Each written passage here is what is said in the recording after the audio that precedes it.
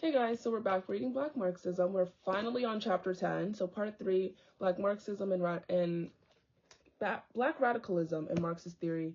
Chapter 10, C.L.R. James and the Black Radical Tradition. This is a long opening, but we'll get through it. We have chapter 10, chapter 11, which is Richard Wright, and then the ending, and we're done. And then we'll do the discussions. Currently, I'm typing up the discussions and scanning all the notes that I took. Thank you for bearing with me while I do that. But anyways, let's get started. I hope all is well. I hope you're doing well. Yeah, thanks for being here. C.L.R. James and the Black Radical Tradition. Black labor and the Black middle classes in Trinidad. Oh, this is like giving a background into like this is where C.L.R. James is coming from. Like the conditions of Trinidad. Okay. In the warm Caribbean seas where colonies of African labor were compressed onto the Antilles, the tropic archipelago that serpentined its way from the open claw of the Yucatan and Floridian peninsulas of Central and North America to the northern crowns of Venezuela and Colombia in South America, the same black anti-logic extended itself into the 20th century. In the earlier century, it had destroyed the plantation economy upon which the momentum of African slavery rested. But the Africanization of the islands were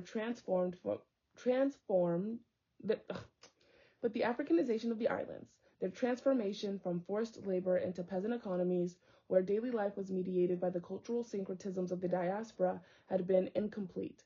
Political power had been transferred from the venal order of the plantocracies to an uneasy accommodation between the imperial bureaucracies at the metropoles and the highest strata among the entrenched white minorities. I remember how we said like a couple videos back, plantations were a form of European imperialism. Hold up. Oh yeah.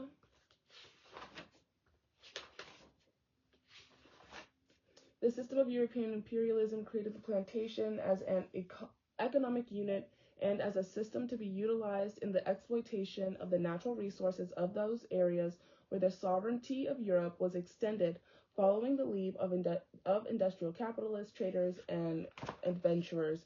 And imperialism is like the form of extending one's governmental power over a nation. Where'd it go? Oh, even Haiti, to employ the language of Rainborough again, was witnessing the destruction of democracy by property and fear of poverty. In the British possessions, racial arrogance assumed the posture of trusteeship over the island's black populations and determined its proper structure should be that of the system of crown colonies. The colonial office soon realized that the West Indies were quite unsuited for self-government. How could assemblies so blatantly unrepresentative of the bulk of the population be granted responsibility? Asked the veteran civil servant Sir Henry Taylor. As the islands were fast becoming financial liabilities, the old representative constitutions became a bar to good government. The new free populations could never, it says could never be represented under good existing conditions, but I think it meant under B. The new free populations could never be represented under existing conditions. That's what I think they meant. Because by. Thus, the idea took root that the West Indies should be persuaded to reconsider their constitutions and become crown colonies. Oh, I'll say this. Chapter 11 is a little bit long, just like chapter 10. Chapter 10 is a little bit long, just like chapter 9, which was Du Bois, but chapter 11, Richard Wright, is a little bit shorter. And very interesting. And I really like Richard Wright's his chapter, because my grandfather, he kind of relates to him. That's where I get okay, so you know Black Thought in the Diaspora. That's where I'm like that. I took that class in college, and that's why I'm reading like these books, and then the books from that class, and then other books as well. But for me, my introduction to Black Thought was at home. I just never called it Black Thought. My grandfather, he was also a sharecropper, but he was the last of 10 children, first of all. He was the first to go to college, And then, like, he was coming from a sharecropper's family. And my Nana, she was coming from a domestic worker's family. Like, she was a domestic worker before she went to college. And at home, they taught me all this stuff. And I didn't know it was called Black Thought. It was just, like, the information I'm getting from my grandparents. I go to college. No, in high school, I was like, you notice, like, some Black people do think the same. Obviously, not all, because not all skin folk are kinfolk. But I was like, oh, okay. Like, I was just, you begin to pick up the patterns. Like, for the classes, I was like, why are the classes low-key anti-Black? Like, in high school. And then my first year of college at JMU, I was like, some of my psychology courses, I was like, okay, why are we blaming Black people for the conditions that they're in for, like, systemic racism? As if racism, sexism, this ism, that ism are, like, natural occurrences, when it's not. It's not. But anyways, and then I get to college at Howard, and I'm like, oh, now it makes sense. I thought I was gonna go crazy. But anyways, I did a little bit, just a tiny bit, because I was like, oh my God, my whole worldview just flipped, because I knew that there was something, and now all of my little inklings, my whys and whatever, they make sense. I wasn't going crazy this whole entire time, and I was right. Maybe not fully right, but you know what? Anyways, girl, let's keep going. And by 1875, all the Caribbean colonies except Barbados, to which might be added the Bahamas and Bermuda, agreed to give up their old constitutions and become crown colonies. In 1868, the colonial secretary announced that the new legislative councils would all have the basic feature that the power of the crown and the legislature, if pressed to its extreme limit, would avail to overcome every resistance that could be made at it. Do I need a tissue? Sorry, y'all. No. If I need it, I'll need it. In other words, the British government had stepped into the West Indies to protect the population from the power of the former slave-owning class. The alternative was, as was demonstrated by the Black Rebellion in Jamaica in 1865, was to suffer the colonial oligarchy's inadvertent but constant encouragement to violent Black militancy. And notice that pattern with, like, the Black Panthers. The government was the one that was like, oh, haha, let's,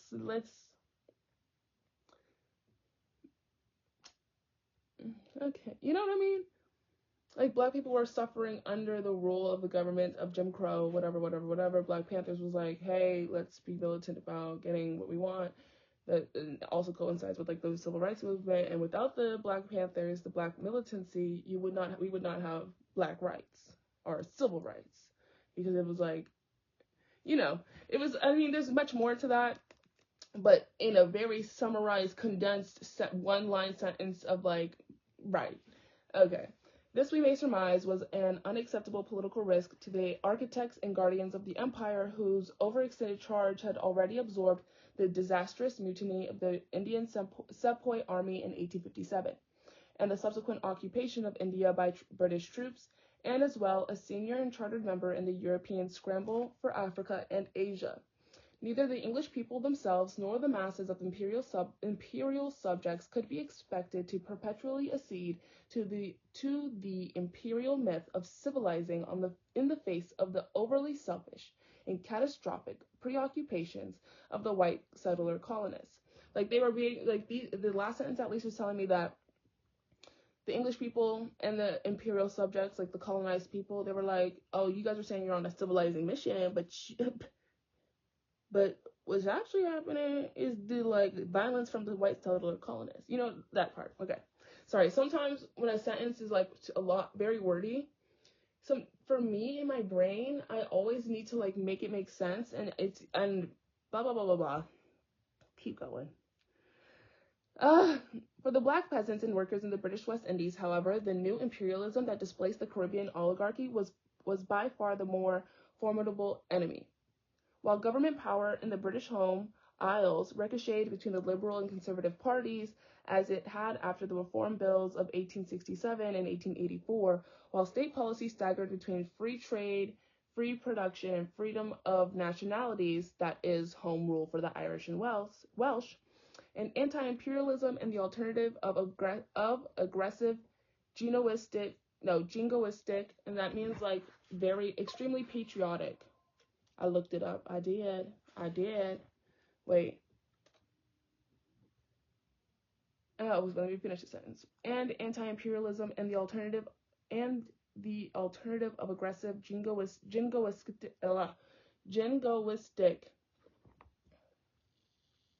imperialism. Popular support for the global British presence was measurably inconsistent. So jingoistic is extremely patriotic imperialism. Okay. That's right. Even a select committee of the House of Commons as early as 1865 had recommended sorry, I'm getting flustered right now. Okay. Even a select committee of the House of Commons as early as 1865 had recommended that most British colonies should be given up as soon as possible and that they should be prepared for independence. And industrialized Britain was then more than a match for its European rivals, and its domestic economy reflected. I don't know, man. I don't know. And industrialized Britain was then more than a match for its European rivals, and its domestic economy reflected its international domination of commerce.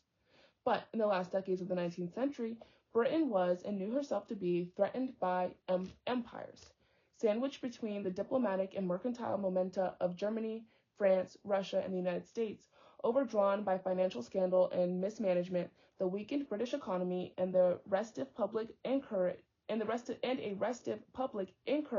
and compelled the imperialist faction that, until then, could only pursue its vision with restraint. Even the final liberal government of the 19th century, 1892 through 95, was overwhelmed by the imperialist ethos. By the fateful conservative victory in 1895, imperialism had come to dominate the public mind. With its offer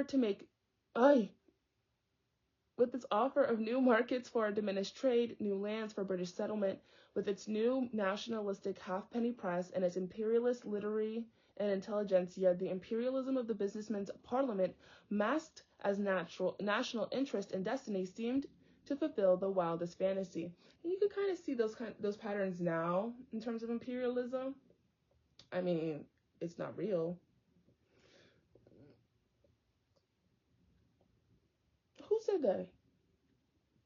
I mean, in Hawaii and Puerto... Girl, I'm practicing rolling my R's. I used to be able to do it. Puerto Rico. I don't know. Puerto Rico. Those are just like examples now, but like think about it. Anyways, so this next section is talking about the amount of people and land that British occupied and or colonized, blah, blah, blah, blah, blah. And, okay. No doubt, in 1891, the population of Great Britain barely exceeded 38 million, but there were nearly 2 million British subjects in Cape Colony and Natal, over 600,000 in New Zealand, over 3 million in Australia, and 5 million in Canada. Sorry, guys, I have cotton mouth. Girl, I don't know. In Canada. Add to these figures the Indian subjects of Great Britain, almost 300 million. Dang. And a further 46 million in the remaining territories under some form of British rule or influence, and the total amounted to 394,600,000. What other state could hope to rival such a figure? The area of the empire was also to the increase. In September 1896, a statesman calculated that in 12 years, 2,600,000 square miles had been added to it. That is to say, 24 times the area of Great Britain. In 1895, it was 11,335,000 square miles. A few more annexations, and it would amount to a quarter of the entire land surface of the globe. This was the object which the convinced imperialists deliberately pursued. For another 2 generations, the lives of the West Indian masses and those of other colonial subjects would be directly affected by representatives of a ruling class bathed by its self-manufactured glory and whose monumental conceit hid from it the source and scale of the horrors with which it would be associated. I put that for importante. I put like little brackets for parts that I'm like, this is what I want to discuss. As if to satisfy Marx's contempt and add to Engels' class humiliation, the English bourgeoisie and its European confederates sank into the historical swamp of pretentious imperialism and counter-preening nationalisms from which the carnivore of global warfare disgorged. Reckless provocations, diplomatic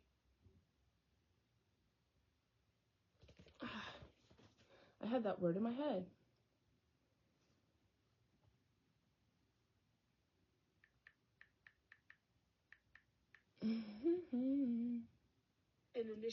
Inanition. A state of exhaustion and malnutrition.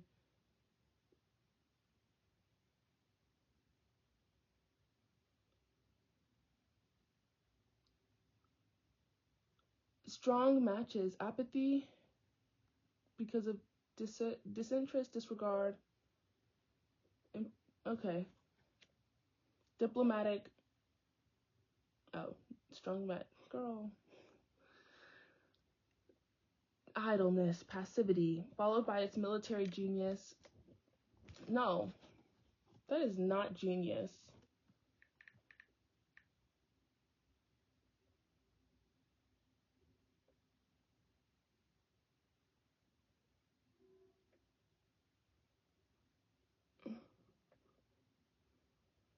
Ay.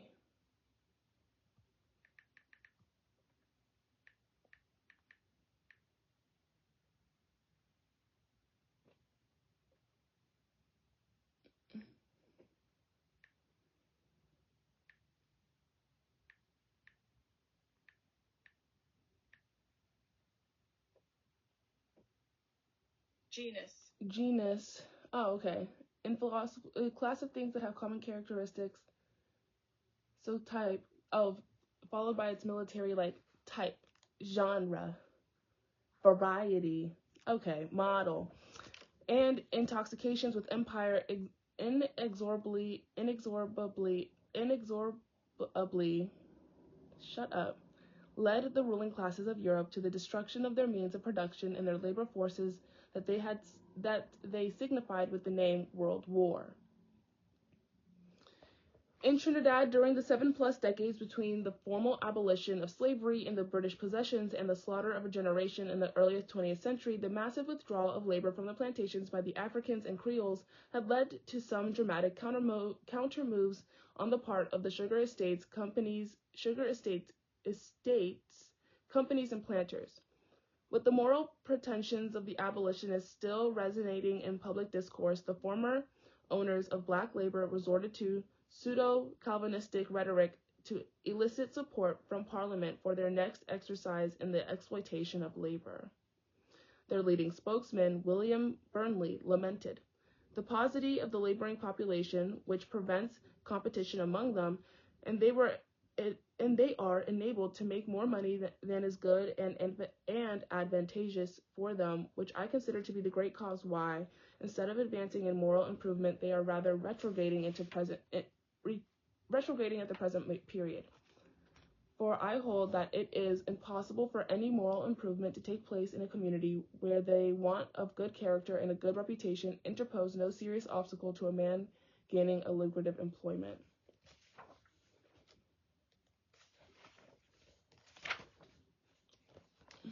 New immigrants, they all agreed, would be necessary.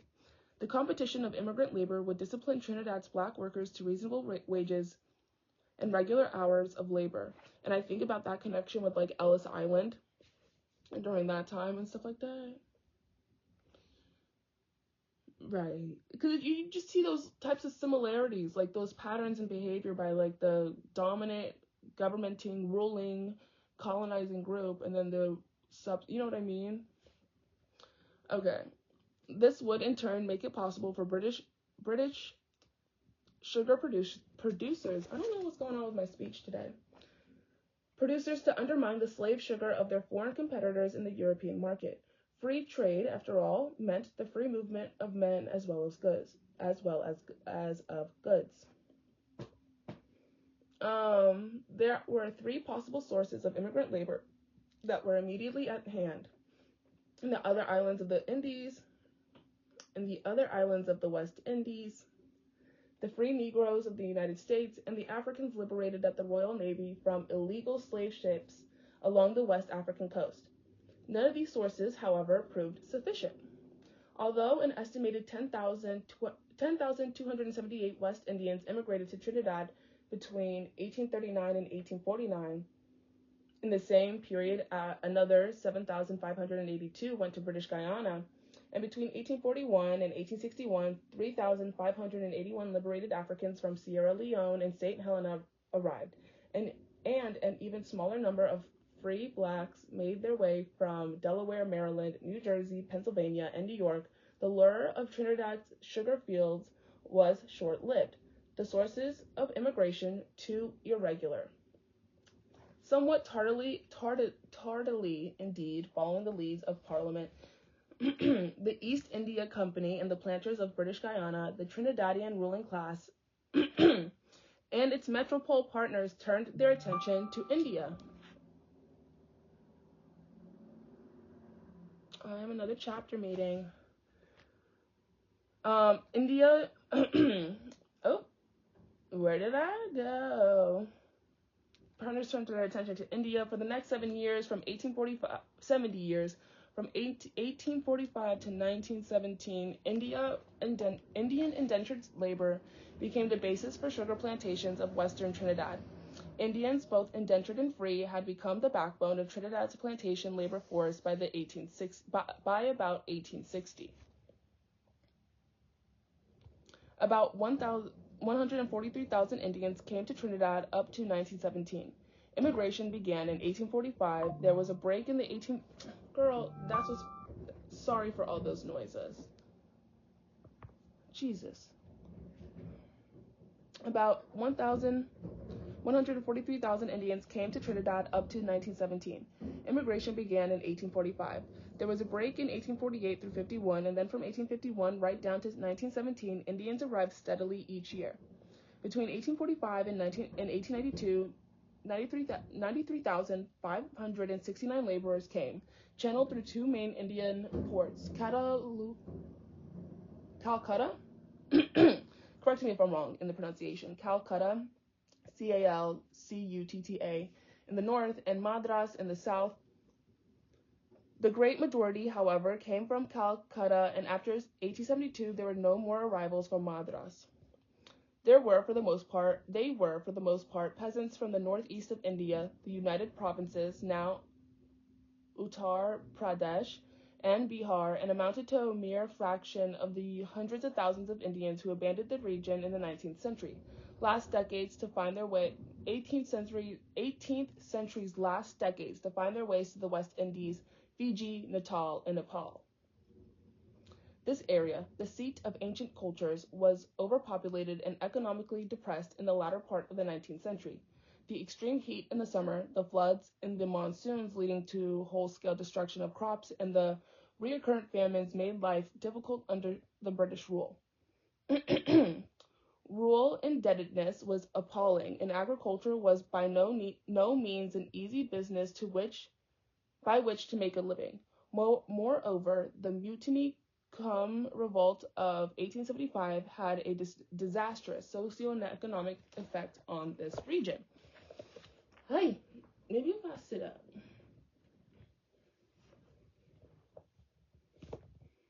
Okay. Propelled by these circumstances into the far extremities of the British colonial system, they brought with them their culture, their languages, their castes, their music, and their religions. And up to the First World War, it came to be accepted that they served in Trinidad as a substantial counterpoise against troubles with the Negroes and vice versa. And Think about that with Ellis Island too, how like, like just seeing those comparisons or those parallels type of thing. Right. Coolie labor, to be sure, had provided momentary succor. Did I say that right?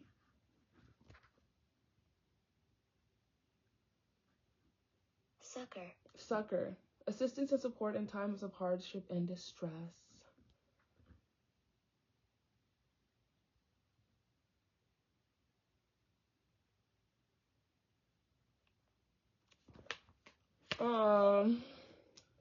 For sugar production. In Trinidad's economy, diversified by cacao production and in the last decades of the 19th century, oil and asphalt industries rode above the depression that visited the other West Indian monocultures in the last quarter of the century. But a deeper social process was occurring, one beneath the apparent apathy between Coolie and Creole, where they were thrown together.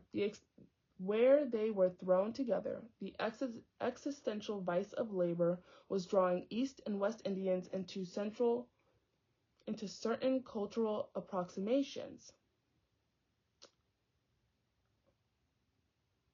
In 1865, a fierce riot over precedence broke out between the Indians of Woodford Lodge and Endover Estate in Chaguanas. No. This one.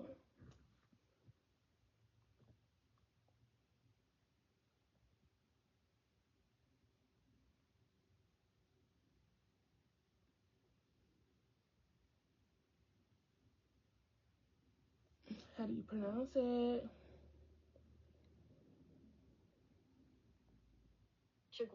Chaguanas. Okay, cool. Creoles and Chinese went to the help of their workmates. Loyalties to the estate transcended those of race in the fighting. Oh? Rowdy elements among the Creoles were joining in the Hoisin celebrations in the 1850s. For them, it was like Donnybrook Fair, where people went in the hope of a fight. But also Negroes began to take a more respectable part in the procession as drummers, for which they were paid in rum or cash, and as in the oh my goodness, hold up, another one.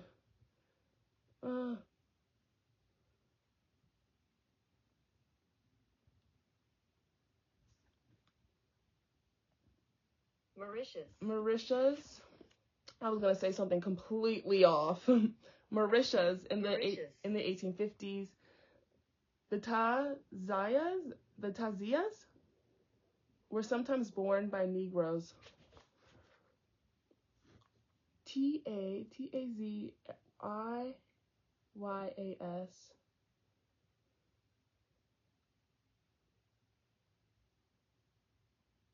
Oh.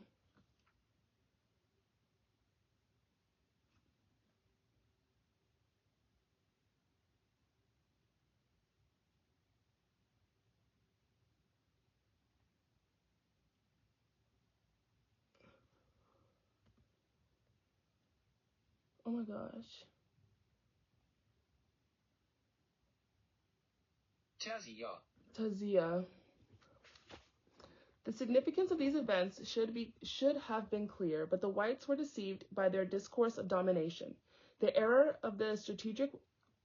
was of strategic proportions in a society that by the opening decades of the next century was 4% white, 15% mulatto, 1% Chinese, and 80% of African and East Indian origins and descent. The dead season of collective resistance in Trinidad, the time up to the earliest years of the 20th century, was both real and partially imagined, because the Creole population had nearly all withdrawn from the estates. It was certainly not until they were drawn as workers to the docks and the railways, the public works, and to the oil fields and asphalt work that they would obtain an effective cause and objective circumstance to openly challenge the crown and the white minority. Meanwhile, they claimed their liberation in other ways. Black laborers in Trinidad during this period reacted to the oppressive society they lived in by attempting to reduce their dependence on the plantation. by seeking to create an area of freedom for themselves, however limited. And I think about, okay, no, I'm going to put it important because that's really important. The way that Black people throughout the diaspora, like if you think about maroonage, they looked around, it was like, oh, no, and booked it. And so it's like that. And then also to this current day, this book that I read, Why Are All the Black Kids Sitting Together at the Cafeteria Table? That was one of the first books I read in like high school that discussed something, whatever. And it talked about this, like between Black people, especially in an area that may not have as many Black people in the space, like predominantly white, blah blah blah. Black people are more likely to find each other. Or think about like Serena and Janae in Love Island. When the two Black women saw each other, it was an instant, you get me. We can, you know what I mean? Well, that's less of a really good example, but for Why Are All the Black Kids Sitting Together at the Cafeteria Table, people tend to naturally group up because there's that shared relatedness and finding a way, you know what I mean, away from what's going on. And I definitely feel like that related to me in high school. At least, like, I would try to find all the Black kids everywhere I went. And I was also a cheerleader, so I got to see, like, other schools. And whenever I found the Black kids, automatic. I was like, hey, y'all. Oh, my God. Let me tell you what they did. That's a little bit more of a dramatic renditioning of it. But they tried to become peasants or artisans. If they failed, they drifted to the towns, and the town's constant urban unrest reflected an awareness of oppression. Think about that parallel to current day and how you can see that across. Okay, the bands fought each other because they were unable to attack the real sources of their misery or powerlessness,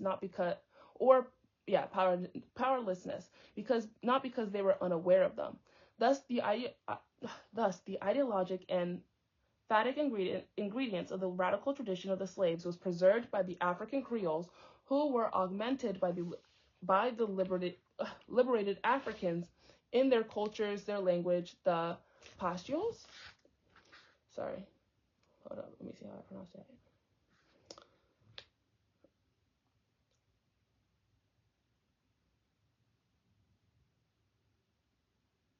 Oh, okay.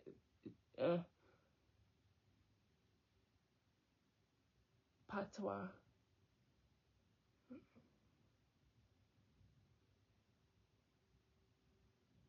Oh, go back. Oh, their language, the patois, is a non-standard language of speech that can refer to a dialect, vernacular, pidgin, or Creole. A unique dialect that is melodic and rhythmic with its own grammar and vocabulary. Oh, okay, Oh. Patois. Patois. Girl, look at me. Patois. Their language, patois. The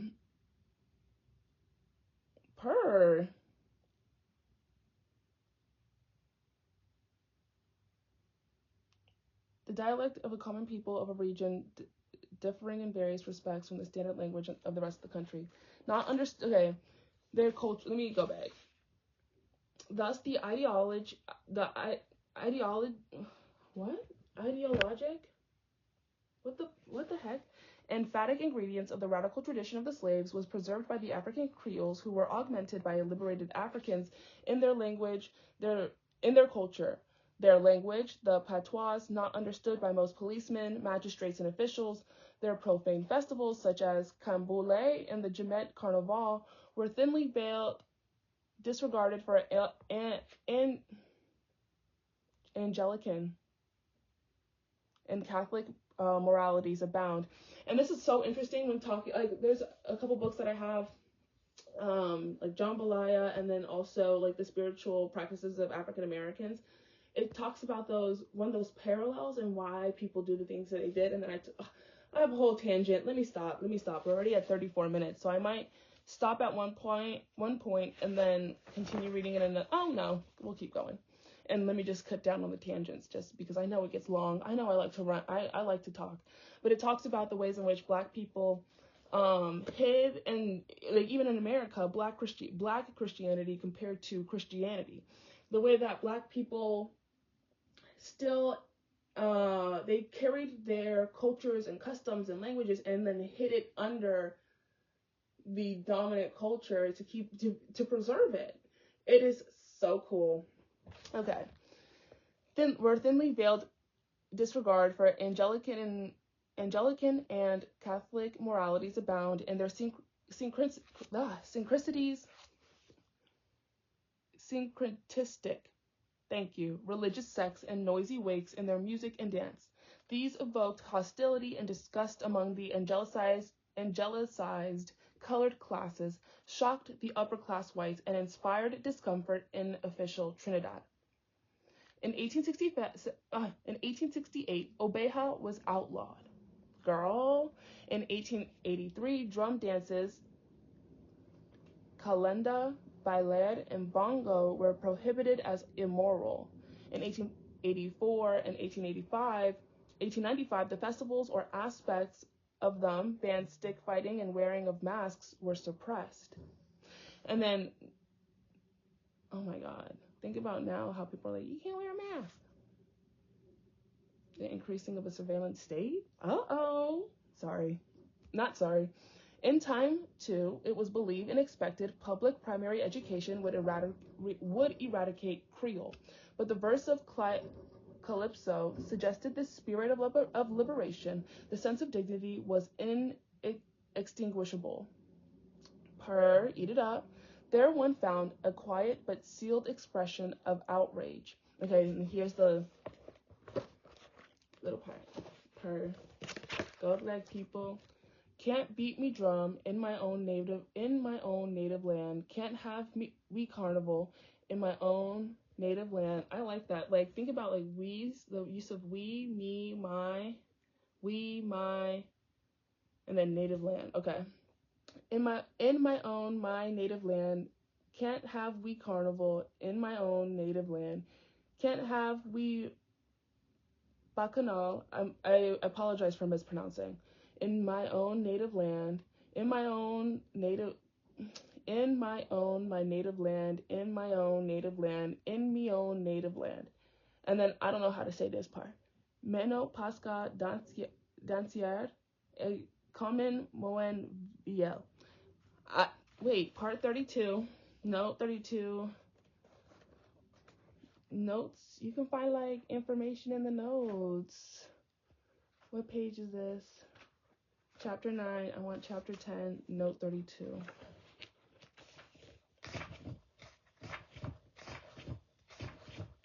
Chapter 10, 32.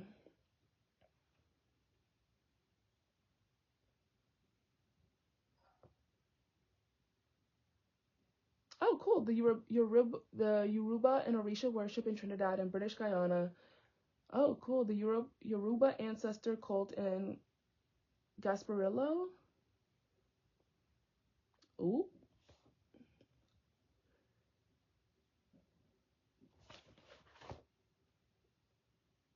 I don't know. Anyways, Indian indentured workers who had now assumed the economic role of the slaves, and in the eyes of many whites and Creoles their status as well, were understandably somewhat distant from collective resistance. Within 20 years of the arrival of the first 225 Indians in the Batel Rosac in 1845, according to Donald Wood, their semi-segregated communities and villages had quite successfully begun the replication of much of the social striation of the subcontinent. Vast chasms had been opened between the prosperous who had obtained land, shops, or managed to become moneylenders and the coolie masses. Within 20 more years, in several hundred villages woven around sugar and their own industries of wet rice, maize, and peas, the blanket of their transferred society muffled their response to being cheated, abused, extorted, and exploited by white and countrymen alike. Periodically, there were labor strikes on the estates. A series of them occurred in the 1880s, but the initial expression of Indian consciousness was liberal rather than resistant. Interessante. Chinese workers, their importation abortively curtailed to less than 2,500 in total, racially melted into one or the other of the black populations or acquired their independence through crafts, the cultivation and marketing of garden vegetables, or further migration. For the whites, particularly the more numerous and culturally dominant French Creoles, the crown, its governors, its colonial administration, and its legislative council were an annoyance. Elective representation would have been preferable, but the provisions of an abundant supply of cheap labor in Indian immigration had largely calmed their concerns about the crown colonial system. Still, the birds of passage, that is, the colonial officials and their families, were extended status among the upper classes in deference to their positions. For the most part, neither their culture in the national sense and in its amount, nor the education or descent qualified them for acceptance otherwise. The governing powers was, of course, North European, and the superstructure of government, law, and education derived from Britain. But there was an important elite group that cherished ideas and values that were Latin and French rather than Anglo-Saxon. White Creoles of French and Spanish descent outnumbered the English Creoles of British residents, and were almost certainly more influential to setting the tone of the society. Okay.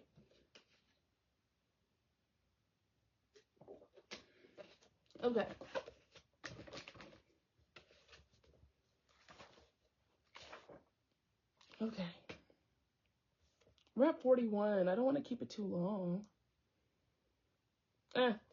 Not until the aristocratic French Creoles were thoroughly angelicized and substantially displaced by British capital and British upper-class families in the late 19th century was there any possibility for a wholehearted reception in that quarter. The British faction, primarily English and Scottish, which during the decline of the French Creoles' sugar fortunes in the mid-century, had for a time sought to forcibly angelicize and subordinate the foreign Creoles who had been subdued since Governor Gordon's regime in the late 1860s.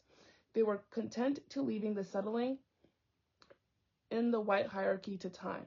But despite their differences, the white elite held the line on two matters. The first involved representative government. The elite would raise this issue on those occasions when their more aggressive ambitions were thwarted by the Crown's executive or British Parliament. The water riot of 1903 and the troubles simultaneous to the First World War were just such occasions. The second was the colored and black middle classes, a presence increasingly difficult to ignore. They represented a greater threat to continued white control of the society than the black and Indian masses. Even though their numbers were relatively few, they held the key to the political and social future of Trinidad, and some far-seeing Trinidadians realized it. Only the colored and black middle classes, whose development had been, in a sense, interrupted only to build up to a crescendo in the last quarter of the 19th century, were, as a class, not satisfied. There's a word, unassuaged, but not satisfied by Trinidad's prosperity and uncomfortable in the island's catacomb of class and racial tensions. The colored and black middle classes consisted of two distinct groups. There was a small number of families of mixed African and European descent who were the descendants of the French free people of color settled in Trinidad since the 1780s. Secondly, there were the people, both black and colored, who can be described as self-made. They were the descendants of Trinidad's ex-slaves, or of liberated African immigrants, or of immigrants from the Eastern Caribbean, and they had acquired their middle-class status mainly through their command of British culture and their white-collar jobs. Interesting. And it's really interesting to see those, parallels. Oh my god, let me take this bookmark off. Oh, it's on the next page. The second of the colored classes, coming into being while Trinidad was under British colonial order, was never allowed to obtain the prominence of the Romains, Phillips, these are last names, Angrenons, Montretards,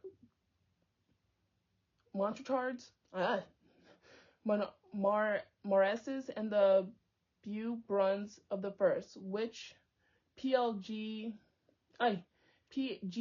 board and the French Creole historian had described as having formed a second society parallel to the first, and no less distinguished from it. In British Trinidad, the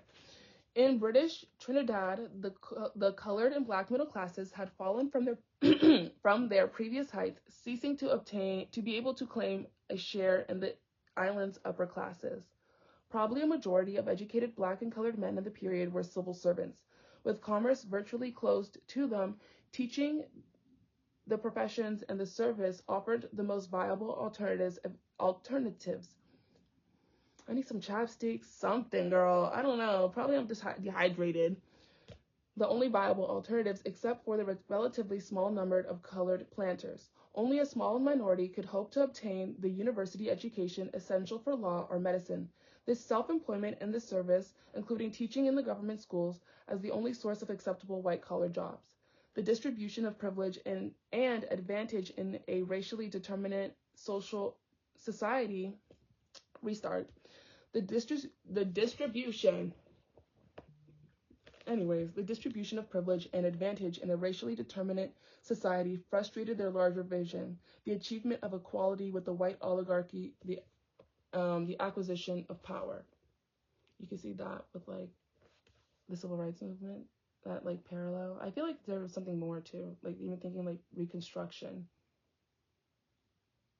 Yeah, isn't that interesting though, to see how things. Okay.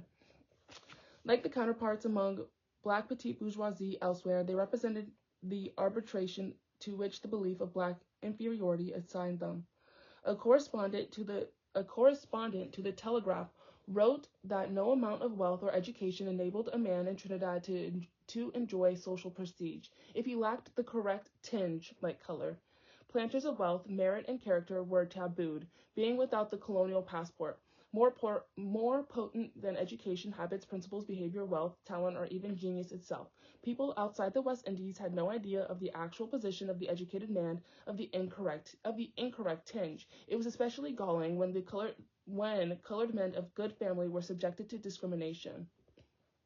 And so, though it had not been necessary to respond to Anthony Trollope when in 1859 he published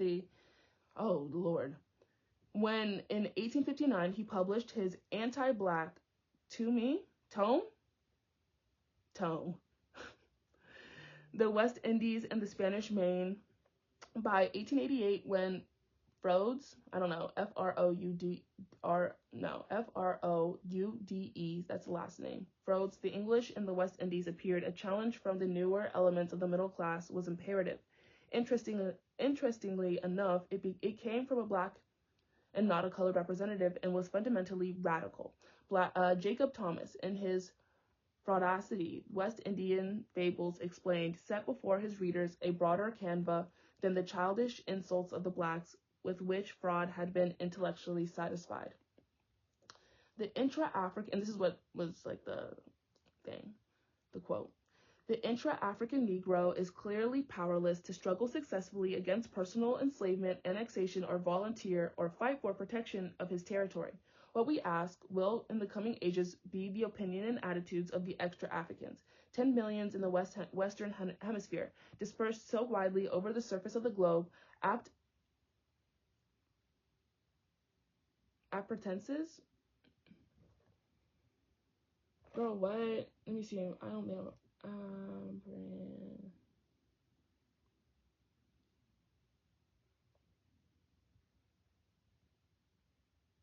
Oh.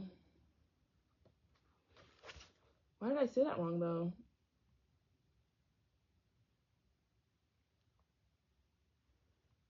Apprentice. Why did I say that wrong? Because I was like, wait, what? Apt apprentices in every conceivable department of civilized culture.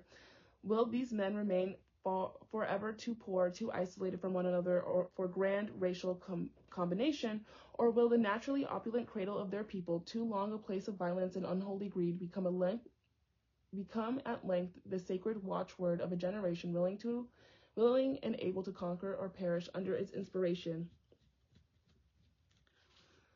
Hold up.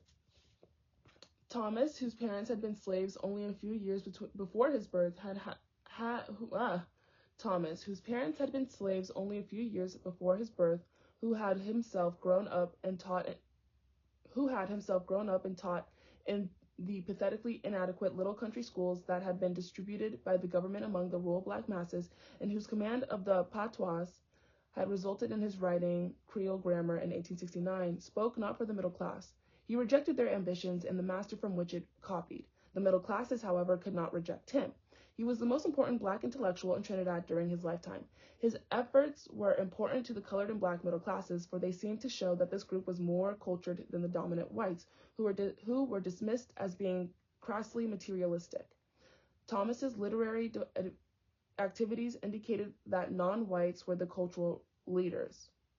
Ooh, eat it up, eat it up.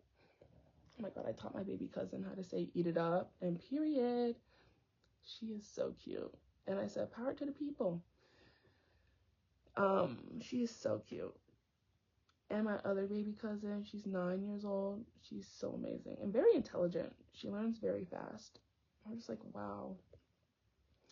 And though the majority of the colored and black middle classes were paying to lever their lives, their families, and their reputations away from the association with the black masses, a few black men of letters, like Samuel Carter and Joseph Lewis, the editors of New Era, I think it was a publication, William Herbert, editor of Trinidad Press, and then Trinidad colonist A.H. Nurse, George Padmore's father, and the barrister Henry Sylvester Williams achieved respectively closer approximations to Thomas's comprehension.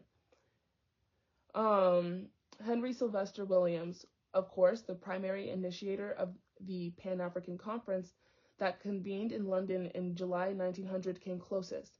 He chose to realize Thomas's ideal. He and Thomas, along with other explicitly political figures of the colored and black middle classes, Henry Alcazar, Edgar Morrissey Smith, and C. Prudhomme David, active in the official affairs of Trinidad, tentatively began the radicalization of the island's public discourse.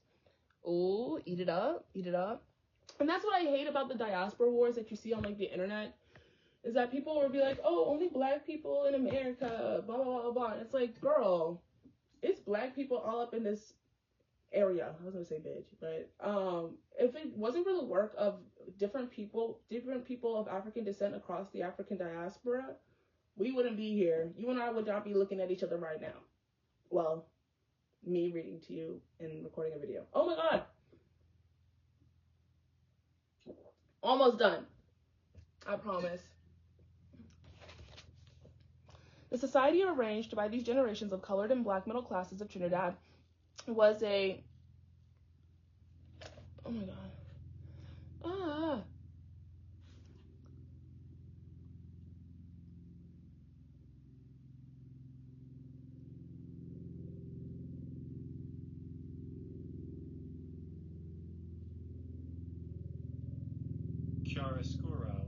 Chiaroscuro of the white upper middle classes. The use of strong contrast between light and dark. Usually bold contrast affecting a whole composition. Okay. Its priorities had little to do with the elements of the radical tradition sounded in Thomas's fraudacity.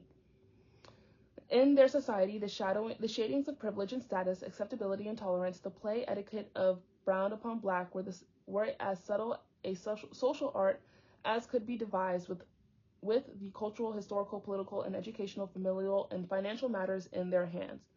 One almost had to be a Trinidadian, one with a special intuition, that is, to know what was required and expected, what indeed were the possibilities for any of their young launching into the orbit of adult intercourse. While the white elite seemed to possess the convenience of bold denominational distinctions, the more easily measured amassed a creage or fortune, and the property of names that could be located in the historical traditions frankly elaborated in Trinidadian literature and journalism. The standard deviations among the colored and black middle classes were many times of such tiny gradation that an instinctive social subtlety was a sine qua non.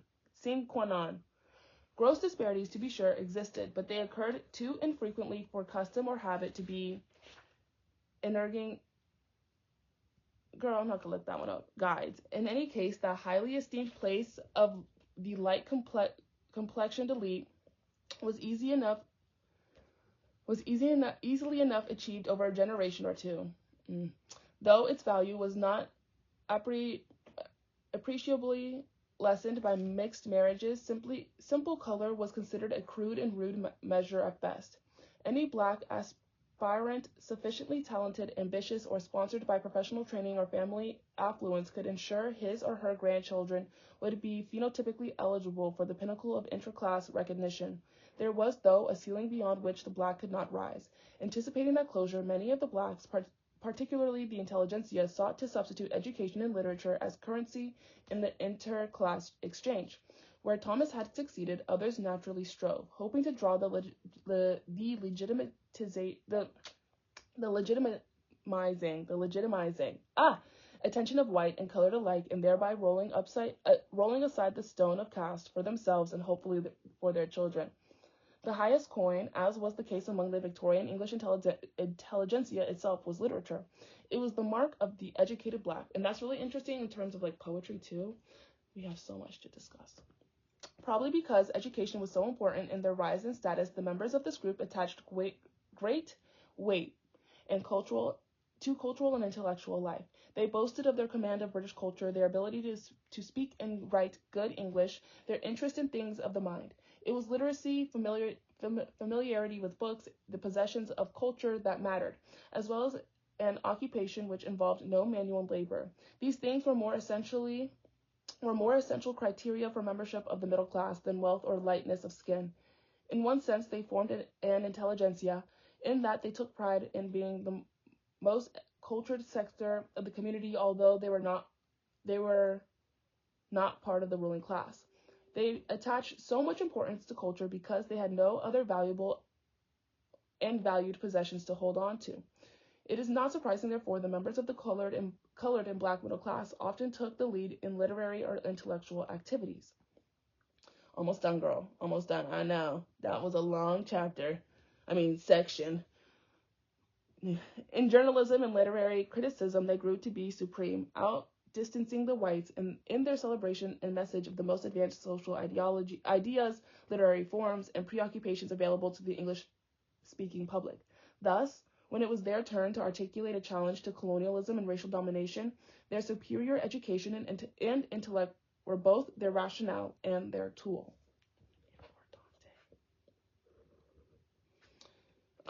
They were indeed the basis for the nationalism that C.L.R. James exhibited in his first political work, The Case for the West Indian Self-Government. On his arrival in the West Indies, the colonial office experiences a shock. Here, and this is like a passage. Here is a thoroughly civilized community wearing the same clothes that he does, speaking no other language but his own, with its best men as good as and only too often better than himself. What is the effect on the colonial Englishman when he recognizes, as he has to recognize, the quality of those over whom he is placed in authority? Men have to justify themselves, and he falls heavily back on the ability of the Anglo-Saxon to govern. Importante. The trusteeship of the mother country until such time, always in the distant future, as the colonies can stand by themselves, etc., etc. For a community such like ours, where although there is race prejudice, there is no race antagonism, where the people have reached their present level in wealth, education, and general culture, the crown colony system of government has no place. It was useful in its day, but that day is now over. It is a fraud, because it is based on assumptions of superiority, which have no foundation in fact. Eat it up. Admirable as their gifts to this direction, yet administrative capacity is not the monopoly of the English, and even if it were, charity begins at home, especially in these difficult times. Okay, an hour. Thank you so much for being here. Thank you for listening. The next section is the Black Victorian becomes the Black Jacobin. And yeah, so thank you so much for listening. I really appreciate it. Have a good day.